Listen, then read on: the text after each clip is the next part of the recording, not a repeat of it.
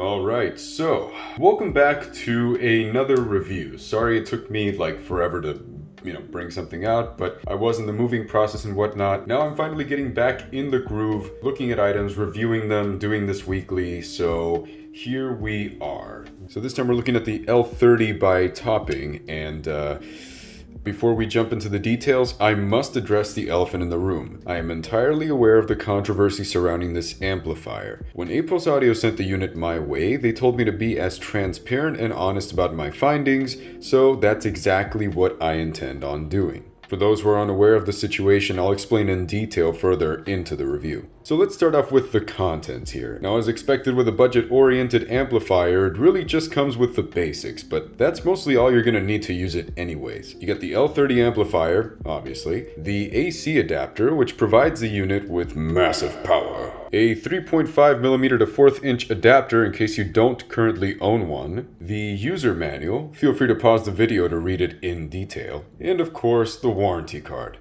So now let's talk about the build and I/O here. As far as the build quality is concerned, the entire body is made of metal, as you can expect from the majority of budget DAC and amp offerings from the past decade or so. The front of the amp features a glass face with a plastic potentiometer. Now I placed my palm at the top of the device around the 45-minute mark and noticed that it gets a little warm, about as warm as my shit Magni 2 Uber used to get. By that I mean I don't own it anymore, not that it doesn't get that hot anymore. Now on the front of the device there is a power output toggle, a gain toggle, a small LED which indicates power, the 1/4 inch headphone port, and the potentiometer. Now when turning on the unit, you basically choose where you want the amp to output through. If you go ahead and choose HPA, it'll output audio from the 1/4 inch port to your headphones and withhold the signal released through the RCA outputs in the rear. Now if you toggle that switch over to pre, the L30 will output the signal through the RCA outputs in the rear and completely cut off the signal from the 1/4 inch port. Now this is actually a pretty cool feature since it means I don't have to unplug my headphones every time I want to use my powered monitors or whatever I'm outputting to, say a tube amplifier. Now the gain toggle offers 3 settings to choose from: -9 decibels, 0 decibels, and +9 decibels. Now as a quick reference, I ran my AudioTechnica M40Xs at around 10 AM on the -9 decibel setting. I ran the HD600s at around 1 PM on the -9 decibel setting, and 10:30 AM on the 0 decibel setting. So this unit is definitely powerful and capable. On the rear of the device you'll see a pair of dual RCA inputs, a pair of dual RCA outputs, and the 15-volt AC port. We'll come back to this little thing later into the review. In short, it's got the works for a traditional single-ended amplifier. Again, we'll get to the discussion later, but as far as features are concerned, you've got nothing to worry about. You've got nothing to complain about. This thing does what it do. Now let's talk about the sound. To me, the unit sounds perfectly clean and clear. Now granted, it doesn't trade blows with the likes of the AAA 789 or other high-end amplifiers, but it gets close to their performance at a relatively affordable price point. At no point did I ever hear some sort of harshness in the treble, nor experience any laziness in the low-end department either.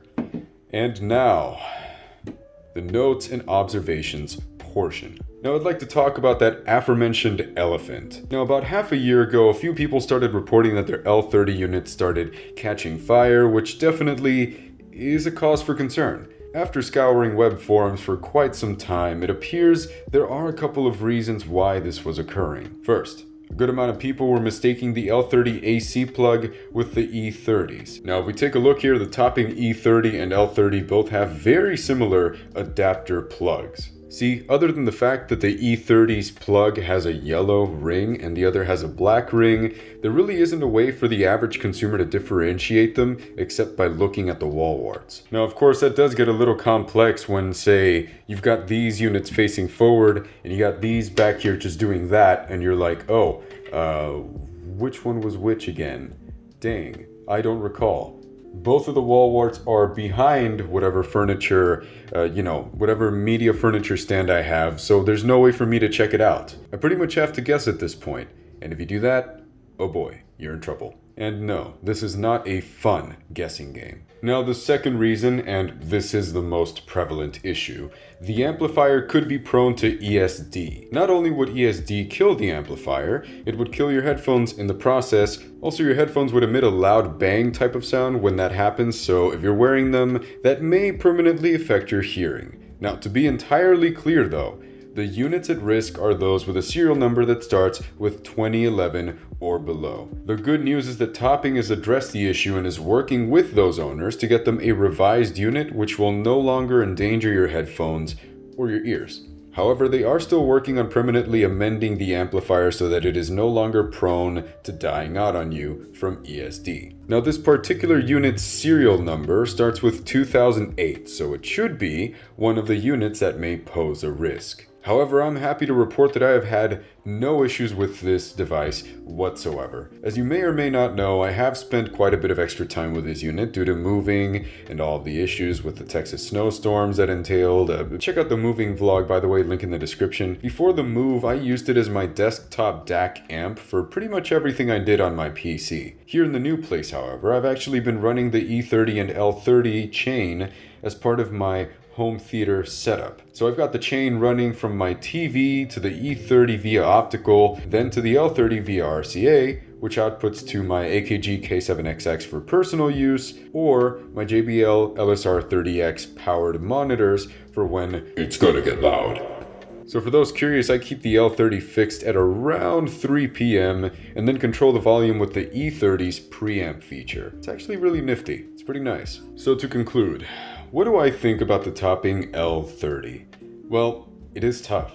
It actually is tough. If I'm speaking about my unit and my unit alone, I think it's a great product. Like I said, I've been using it on various headphones on both the HPA and PRE modes for a couple hours a day, and thus far it hasn't shown any signs of failure, danger, or anything of the sort. If I would have been entirely cut off from social media and the audio enthusiast community, I would have used this unit completely carefree and would have wholeheartedly recommended it to all of you. However, I cannot completely vouch for a unit that could pose a threat to your wallet, headphones, and personal safety. That said, if you choose to buy from Apos Audio, they, and many other companies, have already liquidated their old inventory to make certain that whatever L30 you end up with is one of the revised units starting with serial numbers 2012 or higher. But hey, if you're still not comfortable with it, there are plenty of other excellent amplifiers by Topping, SMSL, X-Duo, FIO, and others to choose from. Check that link in the description to go explore what Apos has to offer. So that's where I'm going to leave it off. This particular unit right in front of me, in my hands,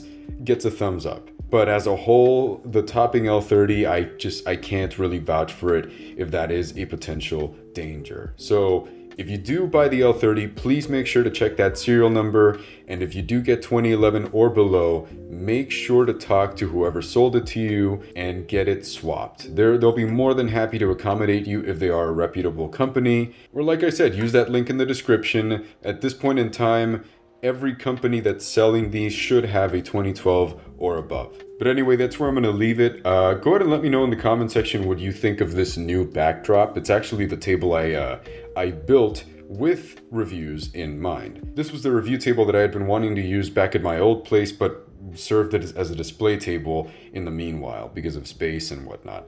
But now I'm kind of making it work, still trying to move some things around, but yeah, let me know in the comment section what you think. Am I wrong to support the Topping L30? Let me know in the comment section as well. So yeah, that's where we're gonna leave it off. Thank you very much for watching, and I will see you in the next one.